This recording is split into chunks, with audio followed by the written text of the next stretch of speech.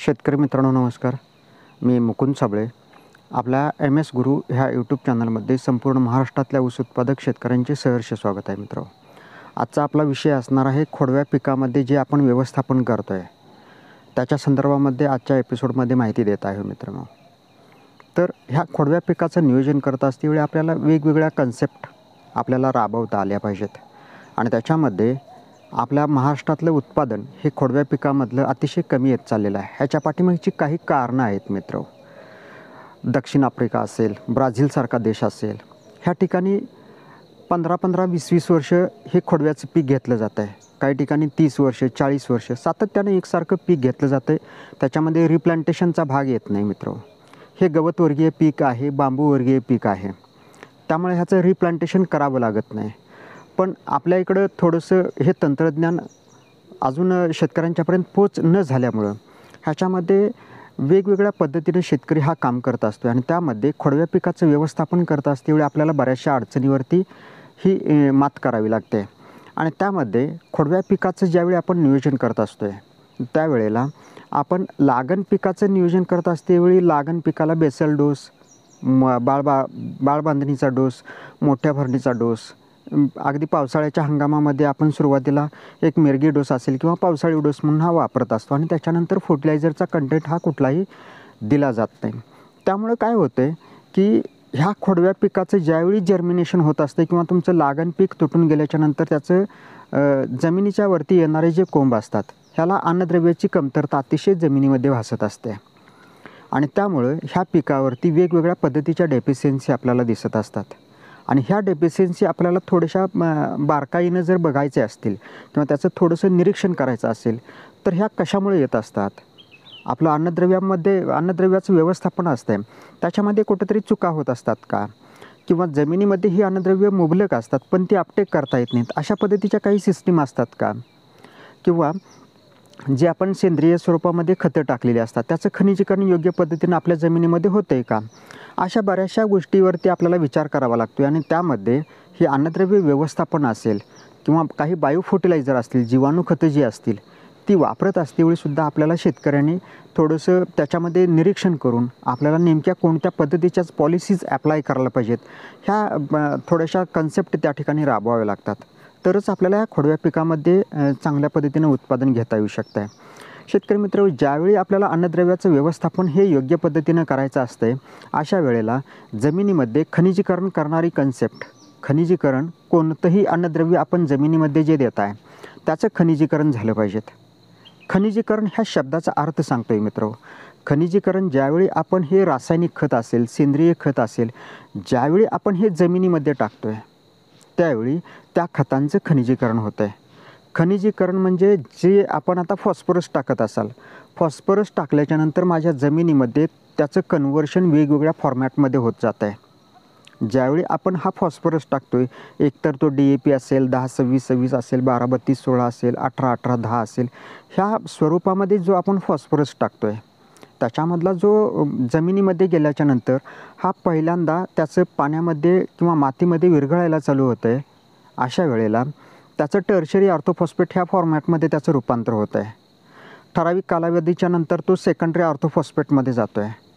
त्याच्यानंतर तिसऱ्या स्टेजमध्ये जवळपास ह्या स्टेजला तुम्हाला अगदी 30-35 दिवस, 40 दिवस लागत असतात की हा दिलेला फॉस्फरस माझ्या मुख्य पिकाला उपलब्ध होण्यासाठी कमीत कमी 30 ते 40 दिवस लागत असतात. आणि अशा वेळेला तो प्रायमरी ऑर्थोफॉस्फेटमध्ये कन्वर्ट होतो आहे. म्हणजे ह्याच्या 3 स्टेजमध्ये त्याचं कन्व्हर्शन होत जातं आहे.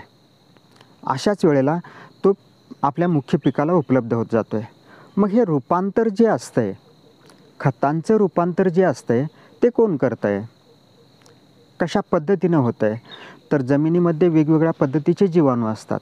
हे जीवाणू तुमच्या पिकाला हे अन्नद्रव्य उपलब्ध करून देण्यासाठी त्याच्यावरती प्रोसिजर करतात किंवा प्रोसेस करतात. त्याचं कन्व्हर्शन, रूपांतर बदलत जातात. ते ज्यावेळी आपण अमाइड बेसमधला नत्र देतो आहे तो अमाइड बेसमधला असतो आहे. त्याचं रूपांतर मातीमध्ये गेल्याच्यानंतर आपण फर्टिगेशन करतो आहे, पाणी देतो आहे आणि पाणी दिल्याच्यानंतर त्याचं रूपांतर हे अमोनिकल बेसमध्ये जातं आहे. त्याच्यानंतर तो नायट्रेट बेसमध्ये जातो आहे आणि त्याच्यानंतर नायट्राईट बेसमध्ये जातो आहे. असे 4 त्याचे स्टेजेस बनत जातात आणि त्याच्यानंतर तो पिकाला उपलब्ध होतो आहे. पोटॅशियमचं पण असंच आहे. सल्फर, मॅग्नेशियम जेही कंटेंट आपण जमिनीमध्ये देतो आहे, ते ज्यावेळी आपण आपल्या जमिनीमध्ये देतो आहे त्यावेळी त्याचं रूपांतर हे बदलत जातं आहे. आणि हे रूपांतर करणारी जी पद्धत आहे ती जीवाणूंनीच करावी लागते. जोपर्यंत आपल्या जमिनीमध्ये पुरेसा हा बॅक्टेरियाचा काउंट असणार नाही, तोपर्यंत मी जे खत देतो आहे, मी जे जमिनीमध्ये खत टाकतो आहे, सेंद्रिय स्वरूपामध्ये असेल किंवा रासायनिक स्वरूपामध्ये असेल, त्याचं रूपांतर आपल्याला योग्य पद्धतीनं होताना दिसणार नाही. मग ह्या खोडव्या पिकामध्ये ज्यावेळी हे अन्नद्रव्याचं व्यवस्थापन आपल्याला करायचं असतं आहे, त्यावेळेला आपण लागण पिकामध्ये जो डोस दिलेला असतो आहे तो अगदी जून महिन्याच्या अखेरपर्यंत दिलेला असतो आहे. त्याच्यानंतर त्याच्यामध्ये फर्टिलायझरचा कुठलाही कंटेंट दिला जात नाही. मग त्याच्यानंतर ह्याचं रूपांतर होण्यासाठी किंवा जे रूपांतर झालेलं असतं आहे ते ऊस पिकानं अपटेक केलेलं असतं आहे. आणि खोडव्या पिकासाठी मी जो टाकलेला घटक आहे त्या घटकामधला अगदी अतिशय कमी मात्रेमध्ये तो घटक जमिनीमध्ये असतो आहे. 5-10% आसपास असतो आहे आणि त्याचं खनिजीकरण अतिशय स्लो लेवलला चालू असतं आहे. म्हणजे ते जवळपास त्या खोडव्या पिकाला आपल्याला ते अन्नद्रव्य अजिबात भेटत नाही. मग ह्याचा सरळ अर्थ आहे, ह्याचा परिणाम आपल्याला त्या खोडव्या पिकावरती होताना दिसतो आहे. ह्याचा परिणाम आपल्याला त्या खोडव्या पिकावरती होताना दिसतो आहे. कोणत्या पद्धतीनं होतो आहे? ज्यावेळी शेतकरी मित्र आपल्या पिकाचं, लागण पिकाचं तुटून जात असतो आहे, तुटून गेल्याच्यानंतर आपण पाचटाचं व्यवस्थापन करताय, पाचट कुट्टी करणे असेल, त्याच्यामध्ये बगला फोडणे असेल, खोडकी तासणे असेल, हा सर्वसाधारण कार्यक्रम आपला एक जवळपास 3 आठवड्यापासून 1 महिन्यापर्यंत चाललेला असतो आहे. आणि त्याच्यानंतर आपण एक रासायनिक खतांचा डोस देऊन त्याच्यामध्ये फोर्टिगेशन करताय, पाणी देत आहे. पण जमिनीमधून येणारा जो कोंब असतो आहे, आपण जसं लागण केल्याच्या वेळी, लागण करतेवेळी कांडी लागणीसाठी बेसल डोस वापरतो आहे, पण खोडव्या पिकासाठी आपण 1 महिन्यानंतर हा डोस देतो आहे. आणि कुठलंही रासायनिक खत, मी जसं मगाशी सांगितलं, DAP टाकली तर ती माझ्या मुख्य पिकाला उपलब्ध होण्यासाठी 30 ते 40 दिवस लागतात. सगळीच्या सगळी अन्नद्रव्ये ही अशाच पद्धतीने त्या पिकाला उपलब्ध होत असतात. पण खोडव्या पिकासाठी आपण ज्यावेळी 1 महिन्यानंतर ही खतं वापरतो आहे त्यावेळेला ती खतं जवळपास त्या खोडव्या पिकाला 1 महिन्याच्या नंतर उपलब्ध होत असतात. म्हणजेच लागण पिकाला जो शेवटचा डोस दिलेला असतो आहे त्या डोसपासून माझ्या खोडव्या पिकाला अन्नद्रव्य भेटण्यासाठी जवळपास 8 ते 10 महिन्याचा कालावधी लागतो आहे. आणि इथंच आपलं गणित चुकतं आहे. जेणेकरून आपल्या खोडव्या पिकाला एक बूस्टर डोस असेल किंवा सप्लिमेंटरी डोस असेल, हा आपल्या पिकाला गेला पाहिजेत किंवा तो देता आला पाहिजे. द्यायची पद्धत आपल्याला थोडीशी समजली पाहिजेत. आणि ह्याच्यावरतीच ह्या खोडव्या पिकाचं उत्पादन आपल्याला कमी भेटतं आहे. ह्याच्यामध्ये काही प्रश्न आहेत मित्र. ह्या ज्यावेळी आपण लागण पिकाचं नियोजन करतो आहे, खोडव्या पिकाचं नियोजन करतो आहे, ह्याच्यामध्ये काही क्वेश्चन मार्क निर्माण होतात, प्रश्न निर्माण होतात. लागण केल्याच्यानंतर तुम्ही कांडी लागण करत असाल किंवा रोप लागण करत असाल, मी सातत्यानं बऱ्याच शेतकऱ्यांना प्रश्न विचारतो आहे. लागण केलेल्या पिकाचं तुम्हाला 6 ते 10 कांडीवरचा ऊस तयार करण्यासाठी किती दिवस लागतात? स्वतःला प्रश्न विचारून बघा, काही उत्तरं येतात का बघा. तर ह्याच्यामध्ये आपल्याला कमीत कमी 6 ते 7 महिने लागतात. माझ्याकडचा ऊस कांडी लागण केलेला असेल, रोप लागण केलेला असेल, तो ऊस माझ्याकडं तयार होण्यासाठी 6 ते 10 कांडीचा ऊस तयार होण्यासाठी कमीत कमी 6 ते 7 महिने, काही ठिकाणी 8 महिने लागताना दिसतात. खोडव्या पिकामध्ये सुद्धा आपण बघायचं, माझं ज्या दिवशी हार्वेस्टिंग झालेलं आहे, माझ्या पिकाचं ज्यावेळी लागण पिकाचं हार्वेस्टिंग झालेलं आहे, माझ्याकडचं खोडव्याचं जे काय 6 ते 10 कांडीवरचं जे काय प्रमाण आहे, येण्याचं जे प्रमाण आहे, ते सुद्धा 4 ते 5 महिने, 4 ते 6 महिन्याच्या आसपास राहतं आहे. ही नॅचरली नैसर्गिक पद्धत आहे. म्हणून आपल्याला काही सिस्टीम सांगतो आहे. आपण एक खोडवा कल्चर विकसित केलेलं आहे. हे खोडवा कल्चर आपल्याला काय सांगतं आहे? तर हे कल्चर एक सप्लिमेंटरी डोस असेल किंवा बूस्टर डोसच्या स्वरूपामध्ये जर आपण वापरलं, सप्लिमेंटरी डोस किंवा बूस्टर डोस, आपल्याला एक प्रिव्हेंटिव्ह डोस, एखादा आजारच होऊ नये म्हणून काहीतरी आपण एक प्रिव्हेंटिव्ह डोस म्हणून घेतो आहे. जसं कोरोनाची लस आली, आपल्याला भविष्यामध्ये कोरोनाची लस होऊच नये ह्याच्यासाठी आपण तो एक डोस घेतला, त्याच्यानंतर पुन्हा एक बूस्टर डोस आला. अशा पद्धतीचे डोस घेतल्याच्यानंतर आपल्याला भविष्यामध्ये कोरोनाची लागण ही होत नसते. तशाच पद्धतीचं माझ्या खोडव्या पिकावरती, मुख्य पिकावरती ज्यावेळी आपलं लागण पीक तुटतं आहे आणि तुटल्याच्यानंतर वेगवेगळ्या पद्धतीच्या डेफिशियन्सी दिसतात, वेगवेगळ्या बुरशींच्या ज्या काय सिस्टीम आहेत ह्या खोडव्या पिकावरती प्रचंड मोठ्या प्रमाणात होताना दिसतात आणि त्या माझ्या पिकामध्ये आल्याच नाही पाहिजेत. ह्याच्यासाठी काही प्रिव्हेंटिव्ह डोस म्हणून किंवा एक बूस्टर डोस म्हणून आपण एक तयार केलेला आहे. MS गुरु खोडवा कल्चर अशा पद्धतीचं एक कल्चर विकसित केलेलं आहे आणि हे कल्चर आपण आपल्या प्लॉटमध्ये जर दिलं, लागण पिकाचं 6 ते 7 महिन्यामध्ये आपल्याला अगदी 6 ते 10 कांड्या ह्या तयार भेटतात. पण खोडवा पिकामध्ये हे कल्चर दिल्याच्यानंतर तुमच्याकडे 100 दिवसामध्ये 6 ते 10 कांड्या तयार होतात. तुमच्या लागण पिकाला जो कालावधी लागत असतो त्या निम्म्या कालावधीमध्ये खोडव्याचं पीक तुम्हाला 6 ते 10 कांडीवरचं तयार करता येऊ शकतं. अशा पद्धतीच्या काही कन्सेप्ट आपण निर्माण केलेल्या आहेत आणि ह्या निर्माण करत असतेवेळी जमिनीची काही माती परीक्षणच्या टेस्ट घेतल्या. माती परीक्षणच्या टेस्ट रिपोर्टमध्ये आपल्याला जमिनीमधली ऑर्गॅनिक ॲसिड्स खूप कमी दिसली आणि ही कमी झालेली जी काय ऑर्गॅनिक ॲसिडची कमतरता जी आहे ती आपल्याला भरून काढायची आहे आणि माझ्या मुख्य पिकाला त्याच्यावरती चांगल्या पद्धतीने नियोजन करायचं आहे आणि ते जे पीक आहे, खोडव्या पिकाचं जे काय नियोजन आहे ते मला लागण पिकाच्या उत्पादकतेबरोबर घेऊन जायचं आहे.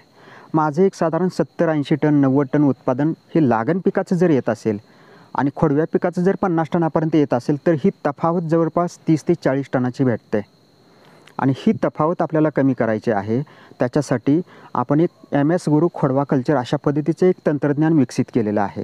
हे तंत्रज्ञान आपल्याला काय सांगतं आहे तर जमिनीमधली जी ऑर्गॅनिक ॲसिडची जी कमतरता आहे ती आपल्याला भरून काढता येते आणि पुढं भविष्यामध्ये लागण पीक तुटल्याच्यानंतर पिकावरती येणारी डेफिशियन्सी असेल, ही डेफिशियन्सी आपल्याला कमी करायची असेल तर त्याच्यामध्ये सुद्धा हे तंत्रज्ञान जर वापरलं तर कुठल्याही प्रकारची डेफिशियन्सी आपल्याला दिसत नाही. जर आपल्याकडं रासायनिक खतांचं व्यवस्थापन लागण पिकामध्ये योग्य पद्धतीने केलेलं असेल, त्याच्यामध्ये पिकावरती कोणत्याही पद्धतीची कमतरता जर नसेल किंवा जमिनीमध्ये अन्नद्रव्याचं व्यवस्थापन योग्य पद्धतीने जर नसेल, थोडीफार कमतरता आपल्याला दिसू शकते. पण लागण पिकाचं व्यवस्थापन तुम्ही करत असतेवेळी योग्य पद्धतीने फर्टिलायझरचा कंटेंट माझ्या जमिनीमध्ये जर दिलेला असेल तर खोडव्या पिकामध्ये ह्याच खताची पूर्तता आपल्याला योग्य पद्धतीने करावी लागते आणि त्याच्यावरती कमतरता येऊ नये म्हणून अशा पद्धतीची एक सप्लिमेंटरी डोस असेल, बूस्टर डोस असेल, हा आपल्याला द्यावा लागतो आणि हा आपण एक वेगळ्या पद्धतीचं हे महाराष्ट्रामधलं तंत्रज्ञान आहे आणि हे तंत्रज्ञान आपण थोडंसं विकसित केलेलं आहे की शेतकऱ्याचं खोडव्या पिकाचं असेल किंवा 3ऱ्या वर्षाचं पिकाचं असेल, हे व्यवस्थापनसुद्धा त्याला लागण पिकाच्या बरोबरीनं ते घेता आलं पाहिजेत. अशा पद्धतीचं हे तंत्रज्ञान आहे आणि हे तंत्रज्ञान थोडंसं समजून घ्यायचं असेल, पुढच्या एक नेक्स्ट 2 एपिसोडमध्ये आपण त्याच्या काही टेस्ट घेणार आहे किंवा त्याचं जे काय कल्चर बनवायचं आहे ते कल्चर बनवण्याच्या संदर्भामध्ये त्याच्या काही आपण ट्रायल घेतो आहे आणि ह्या ट्रायल आपल्या ह्या एपिसोडच्या माध्यमातून खोडव्या पिकाचं अन्नद्रव्य व्यवस्थापन योग्य पद्धतीनं कसं करायचं आणि त्याचं एक नियोजनबद्ध आराखडा आपण तयार केलेला आहे. हा आराखडा आपण जर फॉलो करायचा असेल किंवा तो आत्मसात करून आपल्या प्लॉटमध्ये जर राबवायचा असेल तर 100% हे तंत्रज्ञान नेमकं काय आहे हे समजून घ्या आणि समजून घेतल्याच्यानंतर आपल्याला ते ॲप्लिकेबल करायचं आहे, आपल्या प्लॉटमध्ये ते राबवायचं आहे आणि माझ्याकडचं जे उत्पादन येतं आहे, खोडव्या पिकाचं जे उत्पादन येतं आहे ते मला सातत्याने एकसारखं घेता आलं पाहिजेत किंवा माझं जे लागण पिकाचं जे उत्पादन येतं आहे त्याच पद्धतीनं मला खोडव्याचं उत्पादनसुद्धा भेटलं पाहिजेत. अशा पद्धतीची काही तंत्रज्ञान आपण विकसित करत चाललेलो आहे आणि हे तंत्रज्ञान महाराष्ट्रामध्ये एक अतिशय चांगल्या पद्धतीचं एक तंत्रज्ञान प्रत्येक शेतकऱ्याच्या बांधापर्यंत गेलं पाहिजेत, प्रत्येक शेतकऱ्यानं ते वापरलं पाहिजेत आणि हे तंत्रज्ञान आपल्या प्लॉटमध्ये चांगल्या पद्धतीनं योग्य पद्धतीनं राबवता आलं पाहिजेत. ह्याच्यासाठी मी प्रत्येक शेतकऱ्याला सहकार्य करायला सांगतो आहे किंवा एक विनंती करतो आहे की हे कल्चर आहे किंवा हे एपिसोड आहेत हे बघत चला आणि बघितल्याच्यानंतर हे कल्चर जे आहे ते वापरायलासुद्धा मी एक महाराष्ट्रातल्या प्रत्येक शेतकऱ्याला विनंती करतो आहे की हे कल्चर तुम्ही वापरून बघा. शेतकरी मित्र, अशाच पद्धतीच्या नवनवीन टेक्निकल व्हिडिओज ज्या काय आहेत त्या आपण इथून पुढे देत जाणार आहे आणि ह्या ज्या काय टेक्निकल व्हिडिओची जी काय माहिती आपण देतो आहे ती प्रत्येक शेतकऱ्याच्या बांधापर्यंत गेली पाहिजेत. ह्याच्यासाठी जे ही व्हिडिओ देतो आहे ते शेअर करत चला. आजचा एपिसोड आपल्याला आवडल्यास लाईक करा, शेअर करा आणि सबस्क्राईब करायला अजिबात विसरू नका मित्र. धन्यवाद.